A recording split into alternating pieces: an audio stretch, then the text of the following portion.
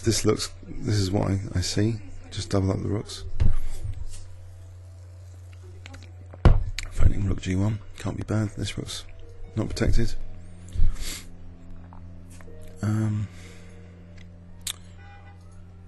Okay, I could win that rook. Anything else? I can use this rook to win that rook to keep the bishop protected.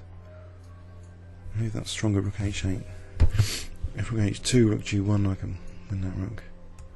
I think this is stronger.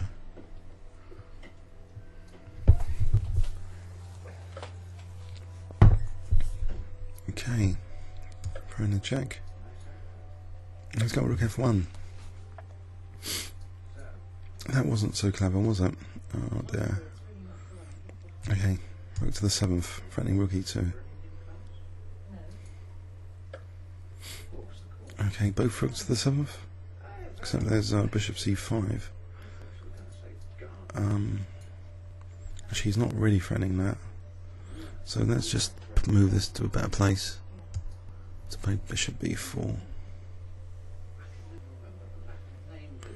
Actually, the clock is getting a bit critical here. Okay, over here. What about getting the king off the dark square? That might help tactically.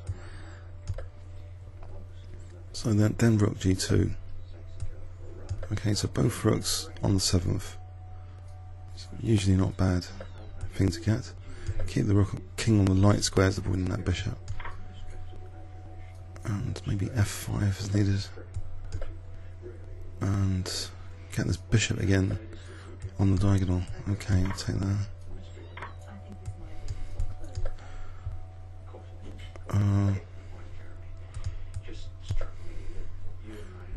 He's only got 6 seconds. Can he really beat me from here? Probably. That's amazing. Okay, second game was better than the first, but I'm on the caffeine now, so hopefully there's going to be good games today. Okay, see you in the next game. I'm just going to upload now. Thanks very much. Comments or questions? Appreciate it. Cheers.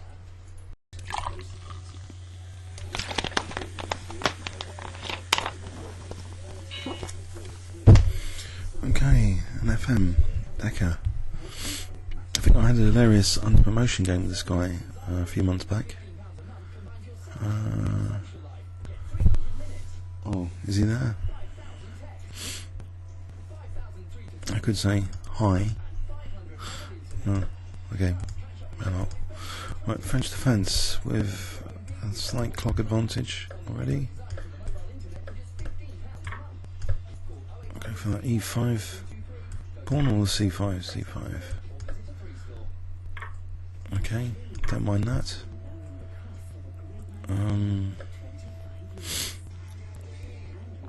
Prince's castle. Knight b6 now, so I can play bishop d7 and rook e8.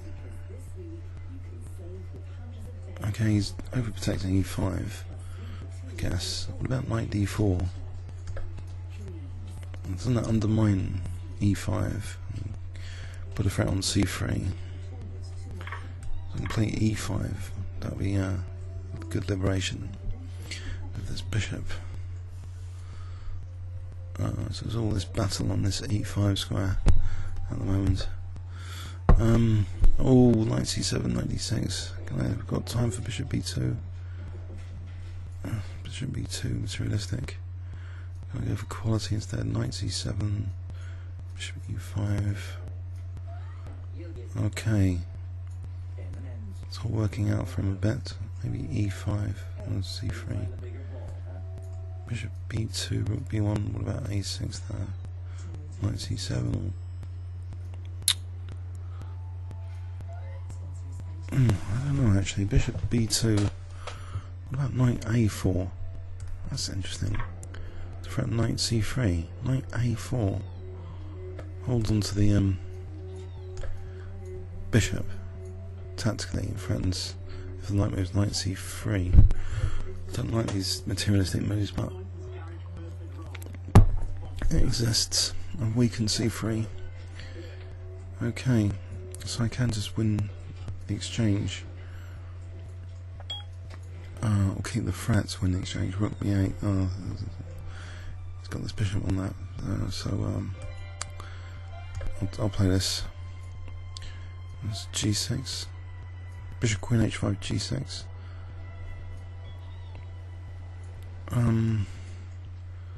So I'll take that b1 on first, rook b8. Knight e6 I'll just take. So we're both gonna lose the exchange.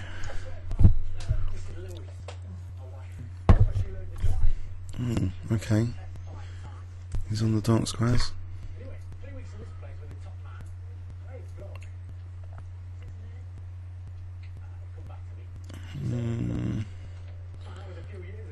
Okay.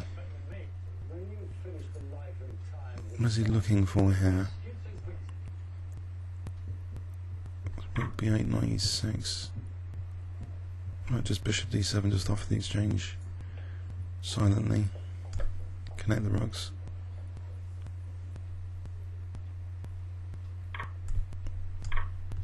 You can get back to bishop e5 or b6 first. I want to get quality, not quantity of pieces, quality. Because Barov's formula that material is only a part of a formula for quality and time. Now here queen g7, you see takes, his rook b7 would be active. So what about queen e5, bishop g3, queen d4, I'll do that. So I want to avoid rook b7 for the moment. I want to play b6, then retract the bishop.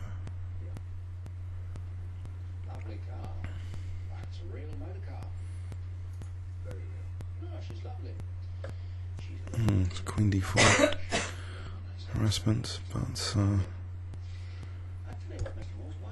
maybe worth it at the moment to move again. Just need b6, and then I can play queen g7. Just avoid that rook b7.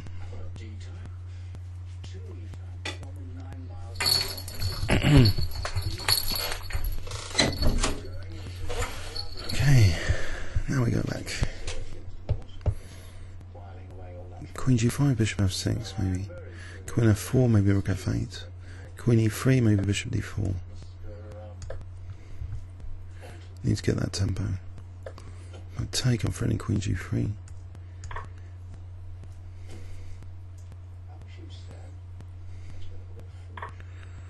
Which he missed, because queen h7. That seems as though it's not too dangerous though. Queen h7, king f8. You can take here, take on f2, and mating on h4. I'll go for it.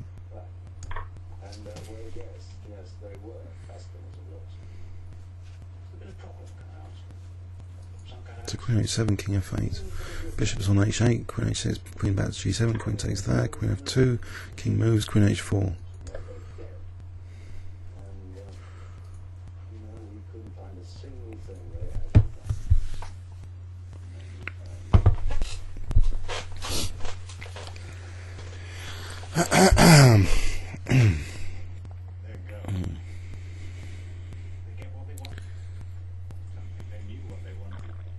Looks good.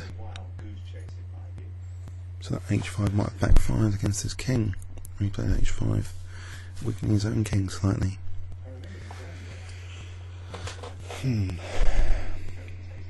remember this annotated game, Plaskett against Adams, where Plaskett played some aggressive looking move, but the annotation wrote it slightly weakened Plaskett's king and it was exposed by Adams. Just sometimes aggression can backfire, but is it really backfiring here? He's on f2 now, it's rather worrying.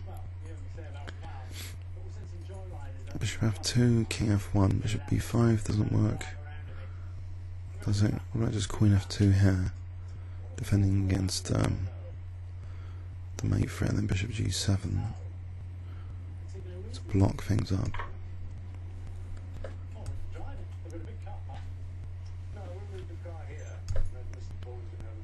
So it could get a bit hairy, I guess, especially after that move. Oh there.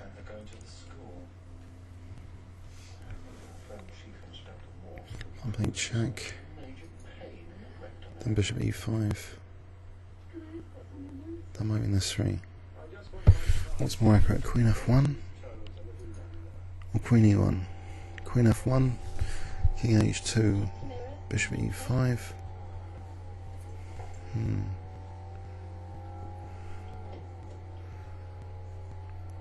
Queen e1 gets the queen out of the firing line. Maybe queen e5, king e7 at the very least, just protect there and play king e7, start evacuating.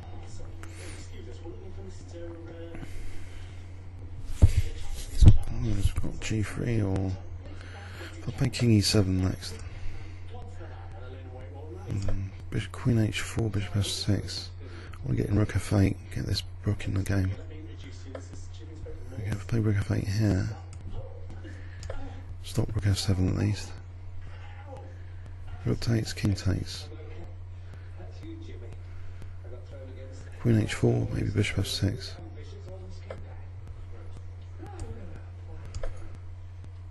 I'll play rook h8 next. Or king d6 first. Threatening rook h8. It's king's again under fire for the second time because of rook h8 threat. It's my favourite form of defence, it's counter-attack. Yep, he resigned. Cool game I think. I think I'll upload now because there's a bit from the remainder of the second game. So this was a battle of d4 and trying not to give the opponent a rook on the 7th, so I played some moves which bowed down to the threats all the time. With the queen I needed to play b6 before moving that bishop, and then in fact this gh I've got some opportunities against the white king, so I had to get my king out of trouble there. Comments or questions on YouTube. Thanks very much.